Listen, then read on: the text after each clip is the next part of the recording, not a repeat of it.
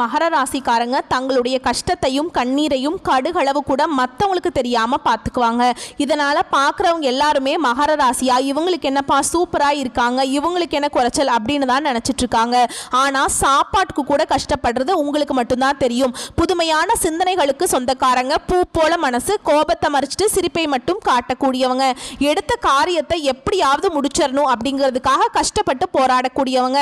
உங்கள் சொந்தக்காரங்க நண்பர்களுக்கு ஒரு தேவை இருக்குதுன்னா மட்டும்தான் உங்ககிட்ட வருவாங்க. அந்த தேவை முடிஞ்ச உடனே உங்களை தூக்கி போட்டுருவாங்க. மறுபடியும் அவங்க வந்து உங்ககிட்ட உதவின்னு கேட்பாங்க. அவங்க உங்களுக்கு முன்னாடியே பண்ண துரோகத்தை எல்லாமே மறந்துட்டு மீண்டும் அவங்களுக்காக உதவி செஞ்சு ஏமாறக்கூடியவங்க தான் மகர ராசிக்காரங்க.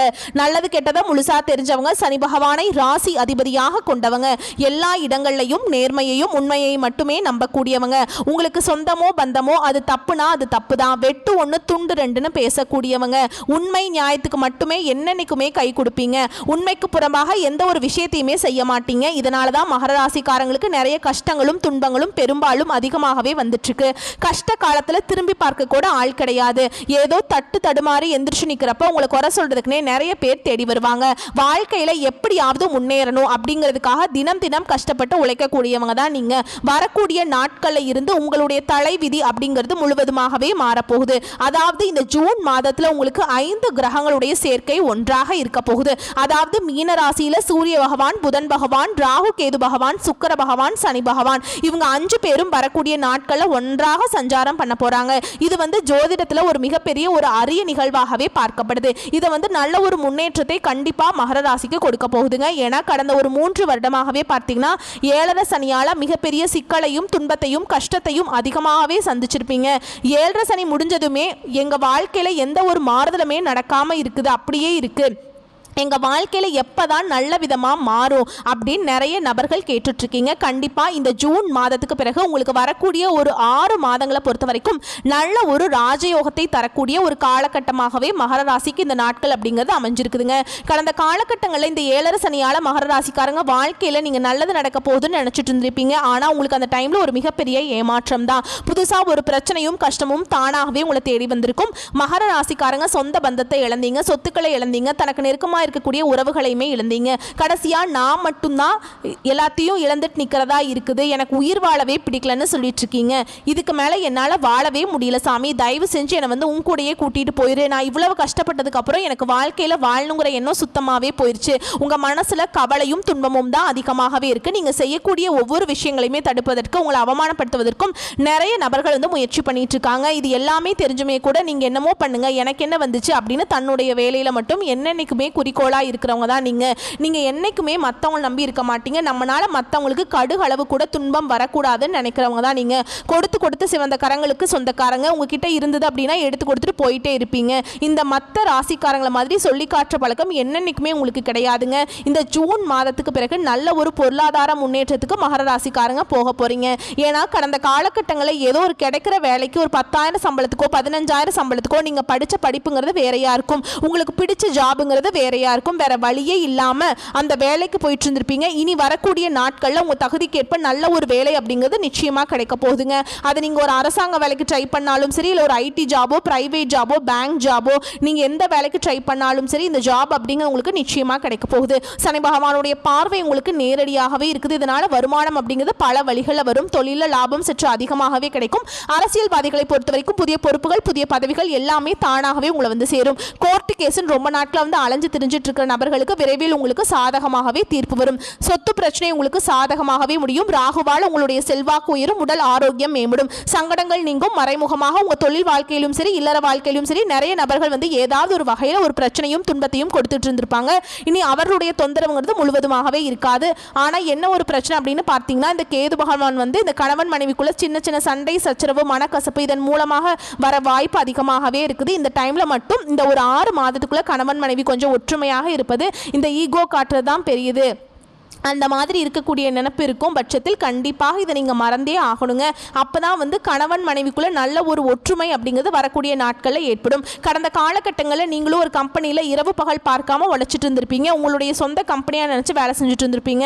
ஆனால் உங்களுக்கு சரியான ஒரு அங்கீகாரம் அப்படிங்கிறது இன்னைக்கு வரைக்குமே கிடைச்சிருக்காது. உங்களுக்கு அப்புறம் வேலைக்கு வந்தவங்களுக்கு நிறைய சம்பள உயர்வு, பதவி உயர்வு, நிறைய சலுகைகள் எல்லாம் கிடைக்கும் போது இதை பார்த்து ரொம்பவே வந்து மனவேதனை பட்டிருப்பீங்க. இனி வரக்கூடிய நாட்களில் உங்களுக்கு சம்பள உயர்வு, பதவி உயர்வு, உங்களுக்கு மேல் இருக்கக்கூடிய அதிகாரிகளுடைய ஆதரவு முதற்கொண்டு நீங்க வேலை செய்யக்கூடிய இடங்களில் கிடைக்க போகுது. இனி வரக்கூடிய நாட்களில் நினைச்சது எல்லாமே நடக்கும். தொழில் வியாபாரம் தடைகள் அனைத்தும் விலகும். லாபம் அதிகமாக கிடைக்கும். முன்னேற்றம் உண்டாகும். வரவேண்டிய பணம் விரைவில் கைக்கு வந்து சேரும். குடும்பத்தில் நெருக்கடிகள் விலகும். செல்வாக்கு அந்தஸ்து உயரும். வெளிநாட்டு முயற்சிகள் உங்களுக்கு வெற்றியை தரும்.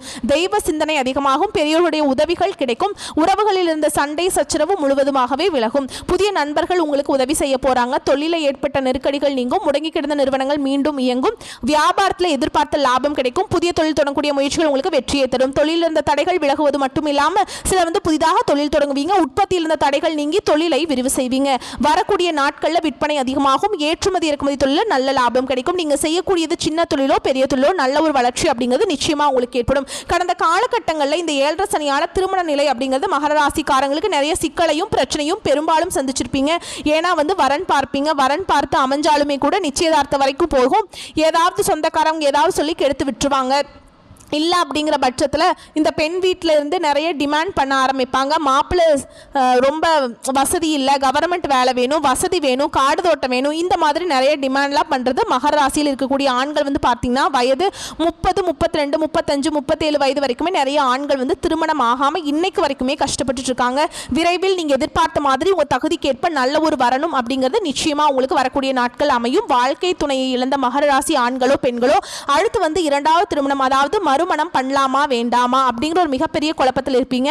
அப்படி 2வது திருமணம் பண்ணும்போது சொந்தக்காரங்க தப்பா பேசிடுவாங்களோ, இல்லை ஊர்க்காரங்க நம்மள ஏதாவது நினைச்சுக்குவாங்களோ, அவங்க நினைப்பாங்க இவங்க என்ன நினைப்பாங்க அப்படின்னு நிறைய நபர்கள் வந்து 2வது திருமணத்தை பற்றி யோசிக்காம இருக்கீங்க. ஏன்னா இப்போ இருக்கக்கூடிய பொருளாதார சூழலும் இப்போ இருக்கக்கூடிய காலகட்டத்தையும் வச்சு பார்க்கும்போது ஒரு சிங்கிள் பேரண்டால் இந்த சொசைட்டியில் சர்வே பண்ணுறது ரொம்ப ரொம்ப கஷ்டங்க. நீங்கள் எதிர்பார்த்த மாதிரி நல்ல ஒரு மறுவாழ்க்கை அப்படிங்கிறது விரைவில் உங்களுக்கு அமையும்.